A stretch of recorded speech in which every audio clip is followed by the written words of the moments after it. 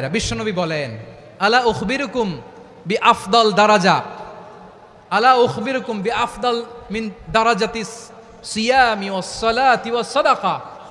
হে আমার উম্মতেরা, নামাজ, রোজা, দান, দেখেন নামাজ, রোজা, দানের চেয়েও বড় কোনো শ্রেষ্ঠ ইবাদতের কথা আমি কি তোমাদের বলবো না? সাহাবারা তো অবাক, বলে কি নামাজের চেয়ে বড় ইবাদত, রোজার চেয়ে বড়, দান করার চেয়ে বড় ইবাদত?